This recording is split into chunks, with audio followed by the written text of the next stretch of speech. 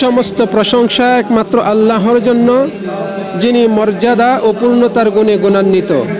আমি সাক্ষ্য দিচ্ছি যে আল্লাহ ছাড়া সত্য কোনো মাবুদ নেই, তিনি এক, তার কোনো শরীক নেই। তিনি এক, সুমহান এবং সুউচ্চ। আরও সাক্ষ্য দিচ্ছি যে আমাদের নবী মুহাম্মদের বান্দা ও রাসূল। তিনি উত্তম বৈশিষ্ট্য সহ প্রেরিত হয়েছেন। আল্লাহ তাআলা তার উপর, তার পরিবারবর্গ এবং সকল সাহাবীর উপর কিয়ামত অবধি অসংখ্য সালাত ও সালাম বর্ষণ করুন। অতঃপর আল্লাহর বান্দাগণ, আপনারা আল্লাহর তাকওয়া অবলম্বন করুন। যে ব্যক্তি তার তাকওয়া অবলম্বন করে, তিনি তাকে পাপকর্ম থেকে রক্ষা করেন এবং তাকে সুখ ও কল্যাণ দান করেন। আল্লাহ বলেন, আর তোমরা আল্লাহর তাকওয়া অবলম্বন করো যাতে তোমরা সফল কাম হতে পারো। আজকের বিশ্বে যখন চারদিকে খবরাখবর ও নানা তথ্য মানুষের কান, চোখ ও মনের কাছে প্রতিনিয়ত পৌঁছাচ্ছে এবং বিভিন্ন ক্ষেত্রে চিন্তা ধারণার স্রোত তাদেরকে আচ্ছন্ন করে দিচ্ছে, তখন একজন মুসলিমের জন্য অত্যন্ত জরুরি এমন একটি ভিত্তির যা তার অঙ্গ প্রত্যঙ্গকে নিয়ন্ত্রণ করবে এবং তাকে বিপদগামিতা ও পাপ থেকে রক্ষা করবে, যা শরীয়তের নির্দেশনা এবং ইসলামের মৌলিক উদ্দেশ্য ও মূলনীতির উপর প্রতিষ্ঠিত হবে।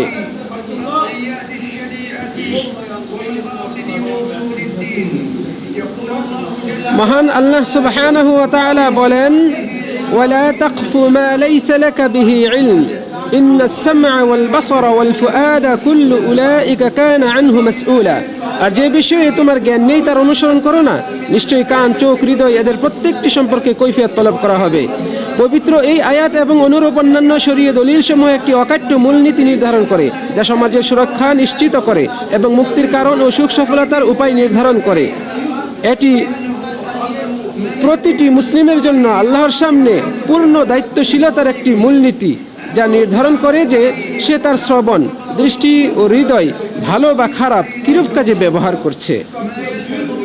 মহান আল্লাহ বলেন, মা ইয়ালফিযু মিন কাওলিন ইল্লা লাদাইহি রাকীবুন আতীদ। সে যে কথাই উচ্চারণ করে না কেন, তার কাছে সদা উপস্থিত সংরক্ষণকারী রয়েছে। নবী সাল্লাল্লাহু আলাইহি ওয়াসাল্লাম বলেছেন, ব্যক্তির মিথ্যুক হওয়ার জন্য এতটুকুই যথেষ্ট যে সে যা শুনে তাই বলে বেড়ায়। সহিহ মুসলিমে রয়েছে হাদিসটি। ইবনে আতিয়া রাহিমাহুল্লাহ এই আয়াতের ব্যাখ্যায় বলেছেন, এটি একটি মহান নৈতিক শিক্ষা এবং গুরুত্বপূর্ণ মানসিক পরিমার্জন, যা মানুষকে মানসিক চিন্তার স্তরের মধ্যে পার্থক্য করতে শেখায়, যাতে জানা, অনুমান ও কল্পিত বিষয়গুলোর মিশ্রণ না ঘটে। এটি একটি গুরুত্বপূর্ণ সামাজিক সংস্কারও বটে, যা উম্মতকে মিথ্যা প্রমাণের উপর নির্ভর করার কারণে ক্ষতি ও বিপদে পতিত হওয়া থেকে রক্ষা করে।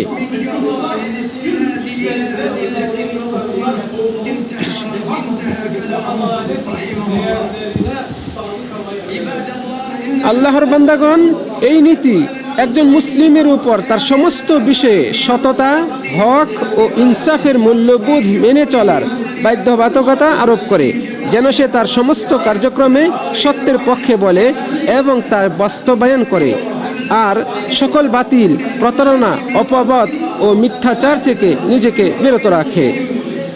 এই মূলনীতি মুসলিমকে জীবনের একটি নিয়ম শেখায়, তা হলো সর্বদা সতর্কতা অবলম্বন করা, সঠিকতা যাচাই করা, ধৈর্য ধারণ, চিন্তাশীলতা ও সঠিক বোঝার উপর প্রতিশ্রুতিবদ্ধ হওয়া। সুতরাং শুধুমাত্র শোনা মাত্রই কোনো খবর গ্রহণ করা উচিত নয় এবং সত্যতার পক্ষে কোনো দলিল প্রমাণ ছাড়া কোনো বক্তার কথা অনুসরণ করা উচিত নয়। কিন্তু দুর্ভাগ্যবশত আজকের যোগাযোগ মাধ্যমগুলোতে অনেকের মধ্যে এটি বহুল প্রচলিত হয়ে গিয়েছে।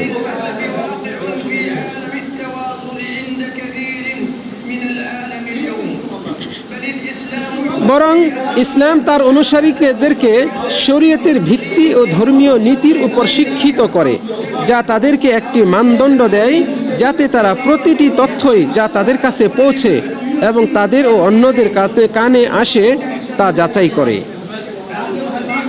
তাই একজন মুসলিমের উচিত হলো গুজব দ্বারা প্রতারিত না হওয়া এবং গুজবে প্রভাবিত হয়ে তথ্য অনুসরণ না করা।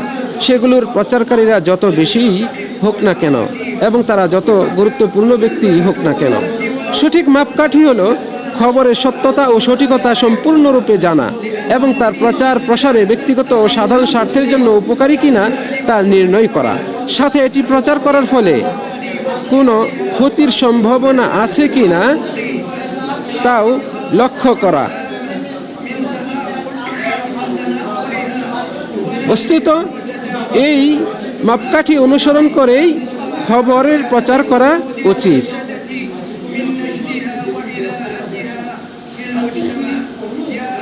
মহান আল্লাহ সুবহানাহু ওয়া তাআলা বলেন, হে ঈমানদারগণ, তোমরা আল্লাহর তাকওয়া অবলম্বন করো এবং সত্যবাদীদের সাথে থাকো। তিনি আরও বলেন, যখন শান্তি বা শঙ্কার কোনো সংবাদ তাদের কাছে আসে তখন তারা তা প্রচার করে থাকে। যদি তারা তার রাসূল এবং তাদের মধ্যে যারা নির্দেশ প্রদানের অধিকারী তাদেরকে জানাতো, তবে তাদের মধ্যে যারা তথ্য অনুসন্ধান করে তারা সেটা যথার্থতা নির্ণয় করতে পারত। তোমাদের প্রতি যদি আল্লাহর অনুগ্রহ ও রহমত না থাকতো তবে তোমাদের অল্প সংখ্যক ছাড়া সকলেই শয়তানের অনুসরণ করত। সুতরাং হে মুসলমানগণ, আপনারা আল্লাহকে ভয় করুন এবং এই নির্দেশনাগুলো মেনে চলুন। বিশেষ করে যখন শত্রুরা ইসলাম ধর্ম, মুসলিম শাসকবৃন্দ এবং মুসলিম সমাজ ও আলেমদের বিরুদ্ধে নানা মিথ্যা ও ষড়যন্ত্র প্রচার করছে, তখন সতর্কতা অবলম্বন করা অতীব জরুরি। এই মূলনীতির আওতাভুক্ত হচ্ছে অনেকেরই নিজেদেরকে এমন বিষয়ে বিশেষজ্ঞ হিসেবে উপস্থাপন করা যে বিষয়ে তাদের কোনো দক্ষতাই নেই। তারা এমন বিষয়ে নিজেদেরকে জড়ায় যে বিষয়ে তাদের কোনো জ্ঞান অভিজ্ঞতা নেই এবং ওই বিষয়ে বাস্তবিক ও ধর্মীয় সত্যতা সম্পর্কে তাদের কোনো ধারণাও নেই। যেমন সোশ্যাল মিডিয়ার মাধ্যমে তারা সহজ সরল ব্যক্তিদেরকে রাজনৈতিক বিষয়, চিকিৎসা, সামাজিক বিষয় অথবা স্বপ্নের ব্যাখ্যার মতো বিষয়ে প্রতারিত করে থাকে, যেখানে অনেকের উদ্দেশ্য হলো তাদের ফলোয়ারদের মাধ্যমে অনৈতিকভাবে অর্থ উপার্জন করা। অথচ মহান আল্লাহ তাআলা বলেন, ইয়া আইয়ুহাল্লাযীনা আমানু লা তা'কুলু আমওয়ালাকুম বাইনাকুম বিল বাতিল। হে মুমিনগণ, তোমরা একে অপরের সম্পত্তি অন্যায়ভাবে ভক্ষণ করো না। মুসলিমদের উচিত এ ধরনের লোকদেরকে বয়কট করে চলা এবং তাদের দিকে আকৃষ্ট না হওয়া। এই ধরনের সাইটগুলো মানুষের দিন দুনিয়ার ব্যাপক ক্ষতি ও বিপদ নিয়ে আসছে। মহান আল্লাহ সুবহানাহু ওয়া তাআলা মহাগ্রন্থ আল কোরআনে বলেন, হে মুমিনগণ, তোমরা তোমাদের সতর্কতা অবলম্বন করো।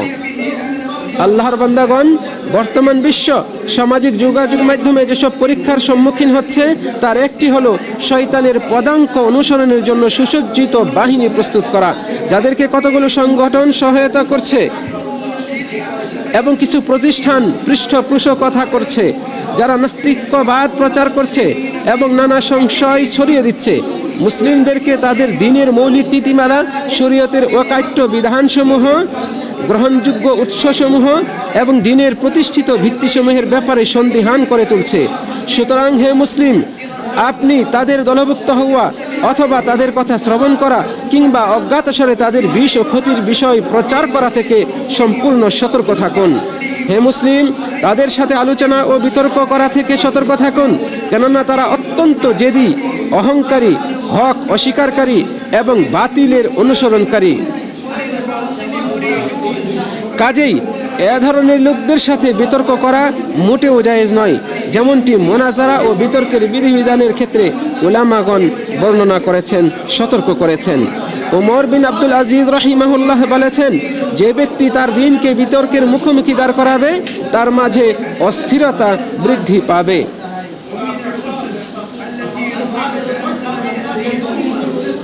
রাসূল সাল্লাল্লাহু আলাইহি ওয়াসাল্লামের সাহাবাগণ এবং এই উম্মতের সালাফদের থেকে বর্ণিত একটি প্রতিষ্ঠিত মূলনীতি হলো বিতর্ক ও ঝগড়া পরিহার করা। এটাই সালাফদের পথ। তারা বিতর্ক ও ঝগড়াকারী ছিলেন না, বরং তারা ছিলেন বিনয়ী ও আমলকারী। ইবনে আব্বাস রাদিয়াল্লাহু আনহু হতে বর্ণিত, যা বিশুদ্ধ সূত্রে বর্ণিত হয়েছে, তিনি বলেছেন, তোমরা প্রবৃত্তির অনুসারীদের সাথে উঠা বসা করিও না, কেননা তাদের সাথে উঠা বসা করা অন্তরের বেধি তৈরি করে। বরং হে মুসলিম, আপনি আপনার দিনের ব্যাপারে অটল থাকুন এবং স্রষ্টার শরীয়তের ব্যাপারে দৃঢ় বিশ্বাস রাখুন। আপনি বাতিলপন্থী সন্দেহবাদীদের পরিহার করুন, কোরআন ও সুন্নাহর জ্ঞানকে আঁকড়ে ধরুন এবং সকল ধরনের সৎ ও কবুলযোগ্য আমলের পাথেয় সংগ্রহ করুন। বাতিলপন্থী নাস্তিক সন্দেহবাদী ও সংশয় বিস্তারকারীদেরকে উলামাদের নিকট ন্যস্ত করুন, যারা তাদের বাতিলকে খণ্ডন করতে, তাদের সংশয়কে দূরীভূত করতে এবং তাদের হীন উদ্দেশ্যকে ভেস্তে দিতে সক্ষম আল্লাহর ইচ্ছায়। আল্লাহ বীর উলামাদের নিকট সমাদৃত সুদৃঢ় জ্ঞান ও সঠিক পন্থার অবলম্বনে।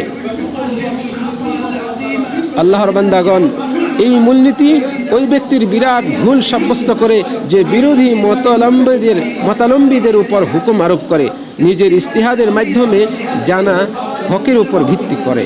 সে এই বিরোধী মতালম্বীর উপর হুকুম আরোপ করে ইলমি কায়দা কানুন ও সঠিক নীতিমেলা সম্পর্কে জ্ঞানার্জন ছাড়াই।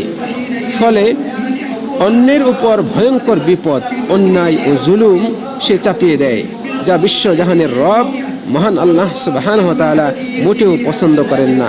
ইবনে তাইমিয়া রাহিমাহুল্লাহ বলেন, আমি স্বীকৃতি দিচ্ছি যে আল্লাহ এই উম্মতের ভুল ক্ষমা করে দিয়েছেন এবং এর মধ্যে কথা ও কাজ উভয় ক্ষেত্রে ভুলই অন্তর্ভুক্ত। ইমাম জাহাবি রাহিমাহুল্লাহ বলেন, তারপর যদি কোনো আলেম যার ভুলের চেয়ে সঠিক বিষয় এবং জানা যায় যে তিনি সত্য অনুসন্ধানে কঠোর, তার জ্ঞানের পরিধি বিস্তৃত, তার বিচক্ষণতা, সততা ও পরহেজগারিতা সুবিদিত, এমত অবস্থায় তার সামান্য ভুল ক্ষমার দৃষ্টিতে দেখা হবে। আমরা তাকে পথভ্রষ্ট বলবো না, আমরা তাকে বয়কট করব না এবং তার সৎকর্মগুলোকেও ভুলে যাব না, তার অবদানকে অস্বীকার করব না। তবে হ্যাঁ, আমরা তার বিদআত বা ভুলের অনুসরণ করব না এবং আল্লাহর কাছে প্রত্যাশা করব যে তিনি যেন সেগুলো থেকে তওবা করে ফিরে আসেন।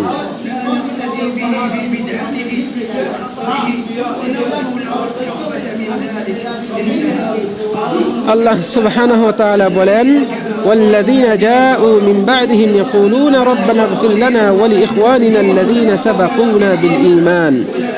আর যারা তাদের পরে এসেছে তারা বলে, হে আমাদের রব, আমাদেরকে ও ঈমানে অগ্রণী আমাদের ভাইদেরকে ক্ষমা করুন এবং যারা ঈমান এনেছিল তাদের বিরুদ্ধে আমাদের অন্তরে বিদ্বেষ রাখবেন না।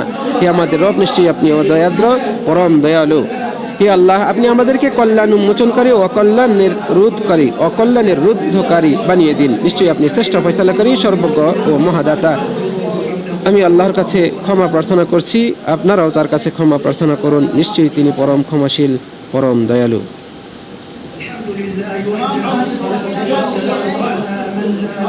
সমস্ত প্রশংসা একমাত্র আল্লাহর জন্য। অতঃপর দরুদ ও সালাম বর্ষিত হোক সেই নবীর উপর যার পরে আর কোনো নবী এবং রাসূল আসবেন না। অতঃপর কোরআন ও সুন্নাহ দ্বারা সাব্যস্ত একটি গুরুত্বপূর্ণ দিক নির্দেশনা হলো উলামাদের নিকট স্বীকৃত সাধারণ ও নির্দিষ্ট নীতিমালার আলোকে পূর্ণাঙ্গ ইজতিহাদ ব্যতীত আল্লাহর শরীয়তের কোনো ফতোয়া কিংবা বিধানের বিষয়ে কথা বলার ক্ষেত্রে সতর্কতা অবলম্বন করা। সুতরাং কোনো তালিবে ইলমের জন্য তার নিকট উপস্থাপিত সকল বিষয়ের উত্তর প্রদানে অগ্রগামী হওয়া মোটেও জায়েজ নয়।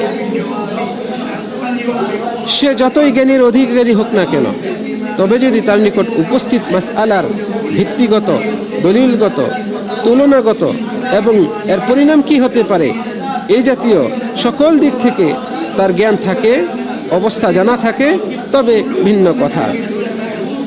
অন্যথায় তার জন্য আবশ্যক হলো আল্লাহ বীর উলামাদের পথ অবলম্বন করা।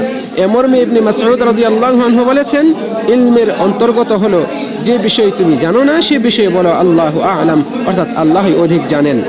সুতরাং আপনারা যারা মিডিয়ার মাধ্যমে মানুষের সামনে উপস্থিত হচ্ছেন, যদি আপনি নিশ্চিত উত্তর না জানেন অথবা উপস্থাপিত মাসআলার ক্ষেত্রে সঠিক উত্তরে পৌঁছার মতো আপনার পর্যাপ্ত গবেষণা না থাকে, তাহলে আপনি সেই প্রশ্নের উত্তর দেয়া থেকে বিরত থাকুন এবং সালফে সালেহিনের পথ অনুসরণ করুন। বিশেষত যেসব বিষয়ের বিপদ ও ভয়াবহতা এবং ক্ষতি ব্যাপক, আল্লাহই তৌফিকদাতা এবং সঠিক পথ প্রদর্শনকারী। হে মুসলমানগণ, একটি শ্রেষ্ঠ ইবাদত হলো প্রিয় নবীর উপর অধিক পরিমাণে দরুদ ও সালাম পেশ করা। হে আল্লাহ, আপনি সালাত ও সালাম বরকত নাজিল করুন তার উপর, তার পরিবারবর্গ এবং সকল সাহাবীদের উপর। হে আল্লাহ, জীবিত মৃত সকল মুসলিমদেরকে ক্ষমা করুন। হে আল্লাহ, সকল মুসলিম নর নারীর দুশ্চিন্তাকে দূরীভূত করে দিন, তাদের বিষয়গুলোকে সহজ করে দিন, তাদেরকে বিপদমুক্ত করুন এবং তাদেরকে সাহায্য করুন এবং তাদের জন্য সহযোগিতাকারী হয়ে যান। হে আল্লাহ,